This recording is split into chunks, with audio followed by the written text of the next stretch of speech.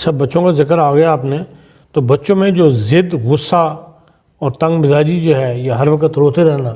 اس قسم کی بیماری بھی عام طور پہ بچوں میں ہوتی ہے، یہ اس میں کیا استعمال کرنا چاہیے؟ دیکھیں، اگر تو بچہ ضد کرتا ہے اور چاہتا ہے کہ مجھے ہر وقت جولی میں رکھا جائے، اٹھایا جائے، تو اس سے وہ سکون پاتا ہے، اس کی دوائی ہوتی ہے کیمومیلا۔ اس کو آپ کیمومیلا 230 میں، 200 میں، ویک میں، 1000 میں ایک بار آپ دے سکتے ہیں، بچے کو بھی؟ بالکل دے سکتے ہیں۔ تو اس سے آہستہ آہستہ اس کا مزاج چینج ہونا شروع ہو جاتا ہے۔ پھر اسی قسم کی بیماری میں اگر فرض کیا ہے کہ بچہ اتنی ضد کرتا ہے اور لڑتا ہے، جھگڑتا ہے اور بار بار اپنی ناک میں انگلی ڈالتا ہے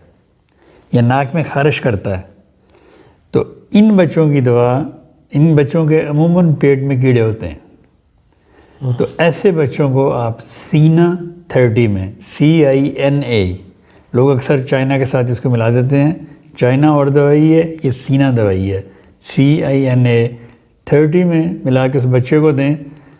جو یہ ایسے ضد بھی کرتا ہے، روتا بھی ہے،